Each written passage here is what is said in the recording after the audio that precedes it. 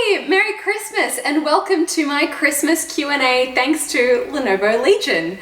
I put a call out on Instagram for some questions for a bit of a Q&A video. I have my Legion Y530 right here with all the questions on it and a whole bunch of Christmas treats. Sparkling reindeer, Christmas crackers, Christmas cookies which I baked myself. That's a lie, I totally didn't. But I have baked cookies before, I just didn't bake these ones, but they're like cinnamon, so I feel like that's pretty Christmassy. And of course tea. Alright, let's get started. First question comes from Jack Meads, who asks, do you still play games? And if so, what are you playing right now? Yes, of course I still play games. There is this misconception that after I left Good Game, I also just stopped playing games because it was part of... I was on Good Game because I played games, not the other way around, so games are still very much a part of my life. I actually review games weekly for a newspaper and I play a lot of games recreationally as well, sometimes online with my friends.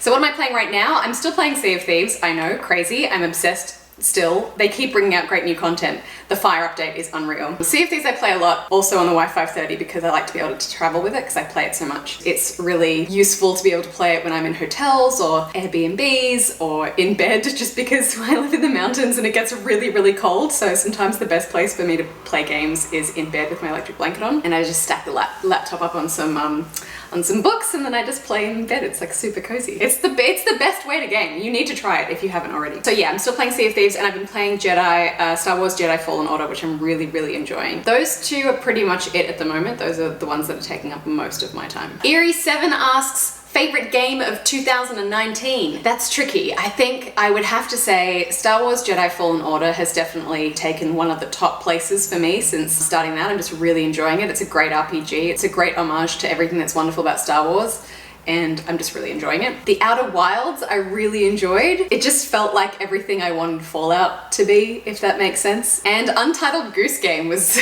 just such a wonderful, charming, left of field experience that I would say that has to... I know you asked for favorite game, singular, but I'm giving you three because I can never nail down one opinion on one thing. That's just the way I am. Whiteley119 asks, favorite Assassin's Creed? That's easy, Assassin's Creed 2. Kind of the first time we really got to properly meet Ezio. It felt like all of the ideas they had for Assassin's Creed kind of came to life in Assassin's Creed 2, whereas 1 was quite repetitive and it was like, okay, I see what you're doing here with the ideas and mechanics of this game, but it felt a little bit basic and repetitive, and Assassin's Creed 2 was just like... In terms of improvement and taking an idea and just extrapolating that to the best it could possibly be, I feel like Assassin's Creed 2 really was that. And it just was the first time in a video game that I was like, wow, this is Venice. I feel like I'm in another country and another time, and I'm experiencing a world outside of my own through this digital realm, and it was just so exciting. No Assassin's Creed experience has really kind of captured me in the same way because it was so new and so exciting. Cashin asks, oh, this is a Christmas question. What's a Christmas tradition you already have? My family is Danish, so we have a lot of Danish traditions. I have Danish flags on my Christmas tree, and we make little red and white paper hearts that you put chocolates in, and we hang those in the Christmas tree as well. And we celebrate Christmas on Christmas Eve, which is a very European thing to do. So all of our family gets together and we have a big Christmas dinner on Christmas Eve, and then we open presents on Christmas morning, and then that's kind of it. It's kind of over for us. So that's kind of different to what a lot of people do, I think, but that's our Christmas tradition. Ninja Pyru asks, what do you enjoy doing in your downtime apart from gaming? That's a good question. I like going to the movies a lot. I like drawing. I just started doing a life drawing class down the road from my house, which is really cool. I read a lot of fantasy fiction, so I love to read. And I love hiking and nature and going places with my dog. I find that I'm living a different life through the eyes of my dog now. I want to make her life better, so I do more fun stuff because I want her to have a good time, if that makes sense. I guess it's kind of like why people have kids. And I just really love to travel and spend time with friends and stuff. So one of my favorite things to do is just rent a house somewhere cool and hang out with my friends and play board games. I have a lot of tabletop games. I like getting together with them and hanging out and spending quality time together. Pretty simple stuff. That's definitely how I spend my time if I'm not playing games. Do you have any favorite or recommended couples games? One of the games that I really love playing together is Overcooked. That's really fun because it relies heavily on communication. It also, I would say, it starts a lot of fights, so be careful. So Overcooked and Overcooked 2 are both really, really great ones. And I think Gang Beasts as well, I don't know if you've ever played that. These are just really fun, kind of like simple games to play together, but they're really cooperative, silly games. And Human Fall Flat as well is another great one. I think you can just get all these on Steam. They're all really fun to play with friends. If you're talking about like serious couples games, like, you know, less kind of party games, then I would say probably Borderlands. Any of the Borderlands games, I would say a lot of couples like to play because they're cooperative and they're fun and you can work well together as a team. Lukio167 asks, what is one game you would recommend I play that came out this year on any platform? Listen, this is a hard one for me to recommend, but I'm gonna say Death Stranding. It wasn't my favorite, it doesn't make my like top 3 favorite games of the year, but it is an experience. It was wild. It is unlike anything I've ever played. It is also very tedious and frustrating and stupid, but it's also incredible and weird and unique, and I just think it's worth playing even though it's not like one of the games I would most recommend. It's just really an interesting experience and I think everyone should play it anyway. I know that sounds really contradictory, but that's just the way I feel. Library Joey asks, what game should I play over Christmas if I'm home alone? This isn't a Christmas game, but if you're home alone, I would want to play something spooky. So I would say maybe give the Blair Witch game a go, because I played that for Lenovo in the dark in a forest at night when I was camping, and it was like super spooky and I actually really enjoyed it. So yeah, I would recommend the Blair Witch game. Red Neon Photograph asks, was there any game technology that never took off which you wish had? Not really, I'm just still kind of waiting for VR to hit its stride. Like, I'm seeing amazing things happen with Beat Saber and other kind of music rhythm games. Blood and Truth was really interesting as well. I quite enjoyed playing that, but in general, I think VR still has a way to go before I'm like ready to fully invest in it. So I don't really think about other technologies. I just want that one technology to get better so that it's more like immersive and less claustrophobic and really fun to play. Cookie?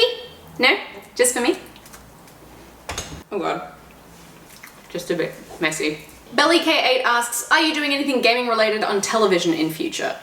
No, I don't know. Apart from Spawn Point, I don't know that gaming really belongs on television anymore. I think it's very much an internet culture thing, so I feel like if anything it would be YouTube-based stuff, but it just depends on kind of what kind of projects come to light. A lot of people just like start a YouTube channel. It's really hard to actually make that viably work as an income unless you've been building an audience for a really long time. I would love to just start a gaming YouTube channel, but it's not that simple, my friends. B. Hicks Braff, can you try and get Peter to do a Geralt cosplay? He would make a very sexy Geralt, I'm not gonna lie.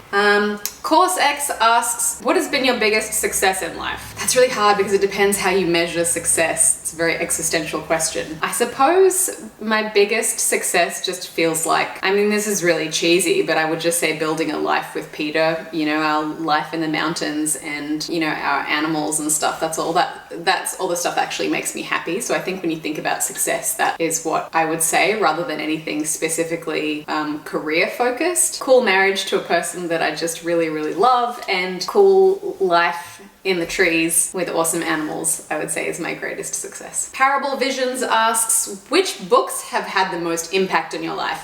Interesting question, because I would say the stuff that I read falls into 3 specific categories. I read predominantly fantasy fiction, always have, always will, love fantasy. The Kingkiller Chronicles by Patrick Rothfuss, definitely like the #1 book that I would recommend. Anything by Brent Weeks, Jennifer Fallon, and I really like the Gentleman Bastard series as well by Scott Lynch. So that's the fantasy kind of camp. I also read like, I guess, self-improvement, self-help kind of stuff as well. Atomic Habits is one that was recommended to me recently that I just finished reading and found really helpful and enjoyable, so I would absolutely recommend that. It's by James Clear. And then I just read a whole bunch of really trashy like thrillers and murder fiction and stuff like that, none of which I will recommend because they're all terrible, but I just listen to them on as audiobooks when I'm driving because they're very like, what's gonna happen next? Also, I'm a person that's very gullible and I never guess twists.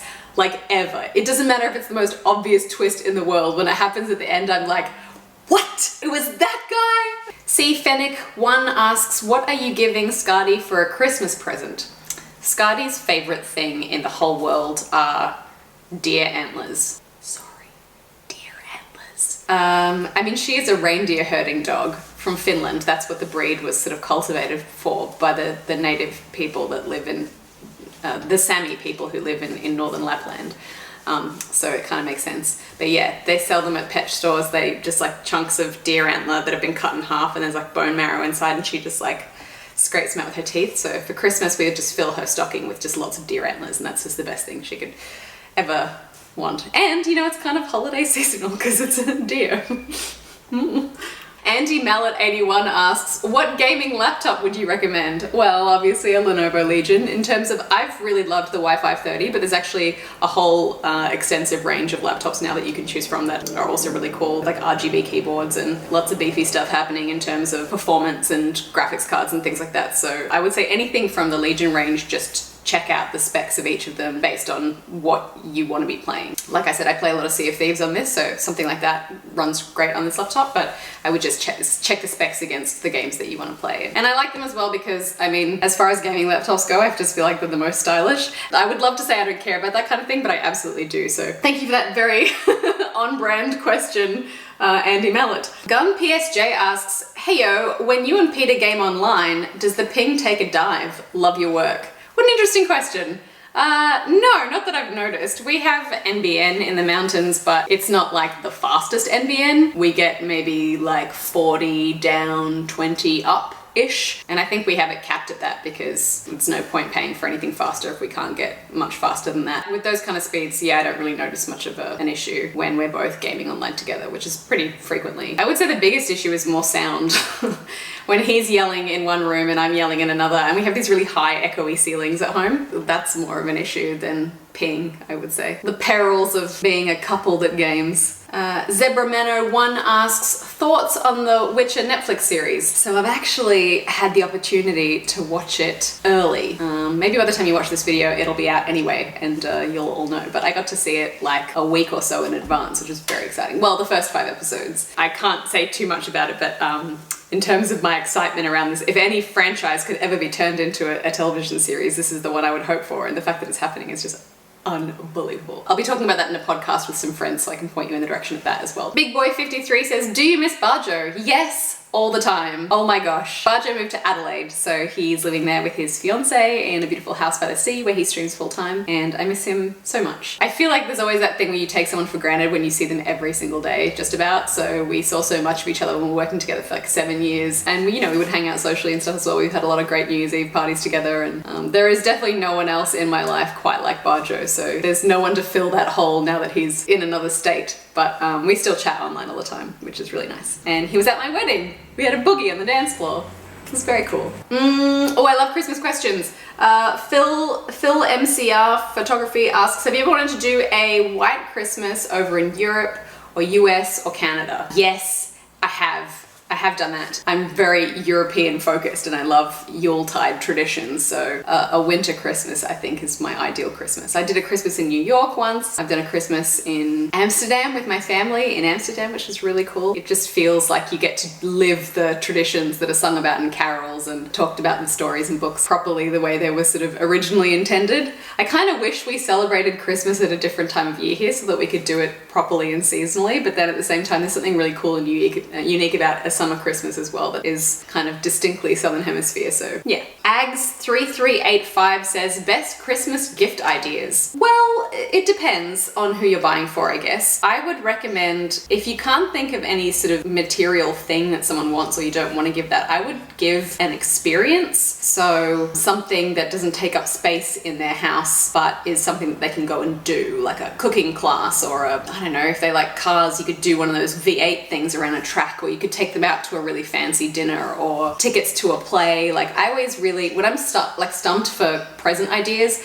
I think that's usually because we all buy all the stuff that we need already, so it becomes really hard to kind of figure out what kinds of things people would need or want. So I would say gifting an experience is the nicest way to solve that problem. But if you're kind of in a last minute bind and they're a gamer, then the best thing is that you can gift people games like on Steam and stuff, just digitally. You can just send them games. So I always find that's a really great last minute gift as well. Sort of a Christmas Eve shopping expedition all the way to your desktop. Favorite Christmas song? This is tough because I really like all the classics. I love anything on Michael Bublé's Christmas albums. I love all of the like Bing Crosby, Sinatra, Ella Fitzgerald. I love all of those classics as well. In terms of modern Christmas songs, there are some really great. Did you know Weezer has a Christmas album? It's not that great, but it's cool for something different. Zooey Deschanel has a band called She and Him, and they have a Christmas album, which is quite nice as well. Jessie J has a Christmas album. She has a big voice, and she has a song called, I think it's called Man with a Bag, and it's really great. Big brassy, big band song. But I think my favorite one is that Kelly Clarkson song. I think it's called Alone on Christmas Day or something. Anyway, it's a great song, and I really like it. How? Phil Brown Oz asks, in 20 words or less, what is your favorite game that doesn't exist yet? Oh, that's so tough. I guess I would want a really cool Viking game that kind of explores Viking mythology. I know we've had the most recent God of War, which is the closest thing we've had to like a really cool kind of action adventure genre Viking style game, but I want a cool like Shield Maiden experience, like a big open world RPG set in a Viking universe, and it explores all the mythology of like Norse mythology and all the cool battle systems and stuff and longboats, the landscape, and it would be really like detailed and in depth and have like multiple systems and ability trees and stuff, and it would just be like a really cool comprehensive open world Viking RPG. I feel like that doesn't exist yet. Yeah.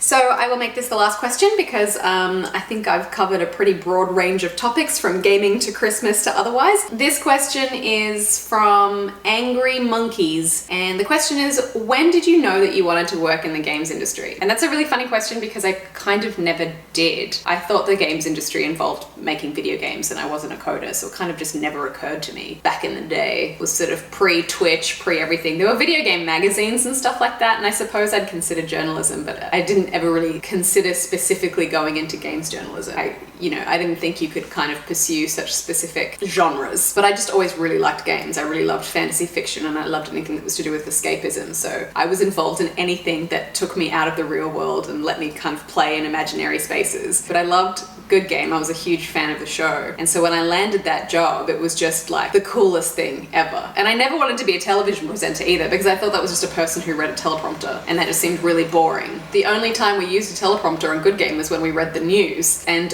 when we do the questions and ask Spawn Point, we used a teleprompter then as well. But other than that, we were just writing all of our own scripts, we were reviewing the games ourselves, all the opinions were our own, we were really producing content for that show that was really kind of hands-on and personal and creative, and it was just an experience beyond anything that I could have imagined working on a TV show to be. So it was the coolest job ever, and I would say the coolest area of the games industry for me to be working in. It was really fun, and now I just love being a part of it because I think it's evolved so much. Video games aren't going anywhere, they're just getting bigger and more exciting and more technologically advanced. So as an industry, it's one of the coolest industries to be a part of and the most exciting, and there's such huge things happening all the time. I never would have imagined that this is the path that my life took, but I'm really glad it did.